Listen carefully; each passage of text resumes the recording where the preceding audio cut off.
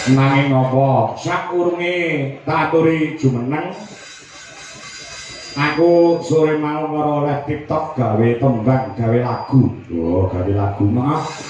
Nggo sapa? Engko nek kowe menyimak lirike lelagon wis ngerti kuwi lagu nggo sapa. Oh, judule apa? Judule Rasa Tresna. Oh, Rasa Tresna. Nah. Wong pas ndangdute ndoniken diaturi jumeneng. Heeh.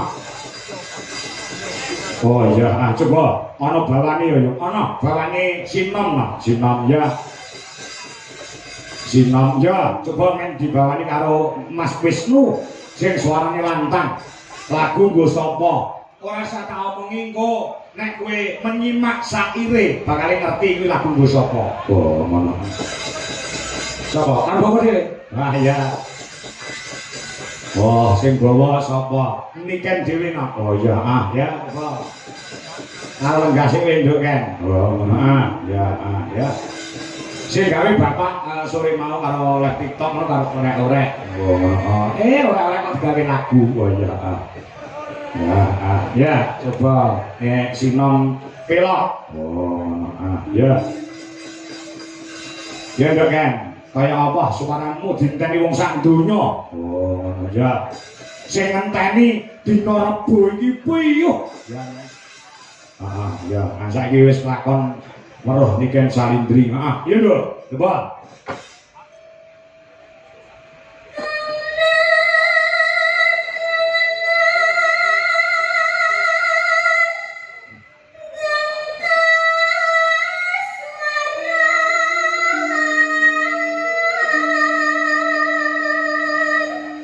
Suarane kaya bledek lho.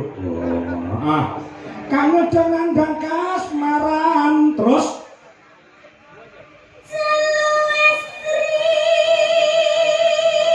Barang beda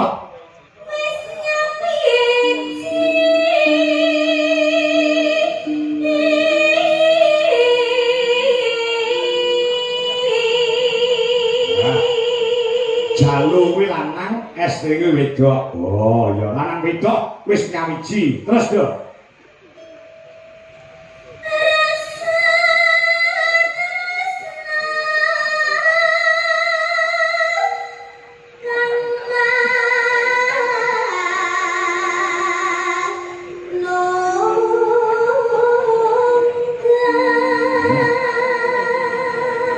Rasa tresna kang manunggal.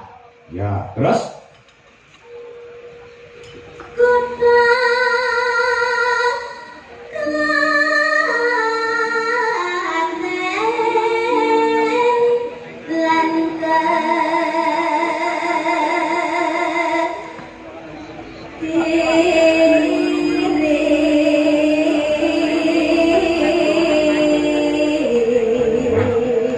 bocah nang wedok mau asale saka Klaten lan Kediri.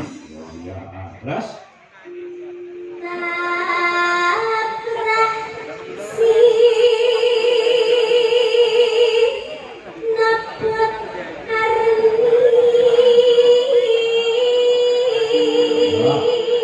saya cetok Arni.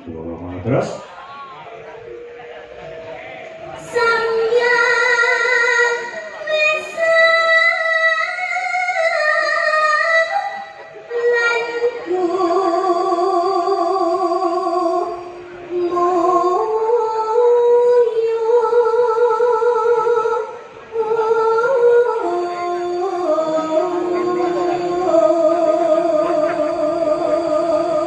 samya mesem lan gumu itu sih ora mung sing lakoni tok sing mesem guyu, sing nonton penggemare yo mesem guyu. Beniki siap karpet digulung-gulung.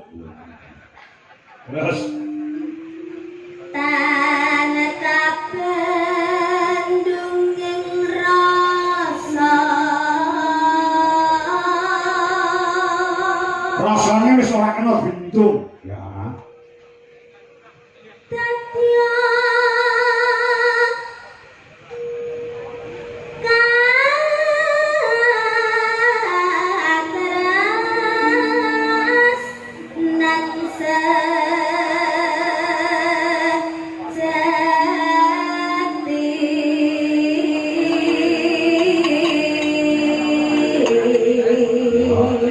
ya katresnan sejati ya terus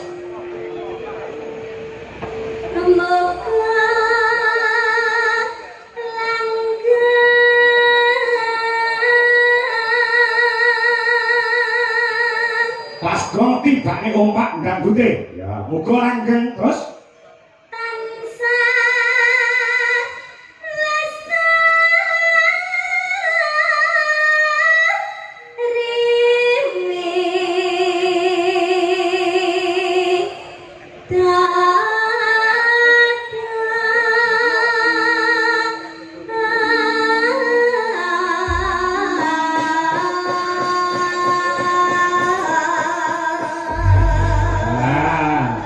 wis kene nduk tembang iki nggih sapa ngerti ra? Sampun, Pak. Nggo sapa? Sampun kula kali Mas Ardi to. Lah iya. Aku dhewe. Kali kali Pak Dodo. Kok iso? Nenten widodone kali. Oh iya widodo sing anu. Gawene lagu. Iya, ya. Rasa tresno, rasa tresno. Heeh. Kang wis ora kena binendung, ya gairah anak muda. Iya. Iya. Kayak apa, Dek? Pacuke dangdute. Ya, rasa tresno. Yuk.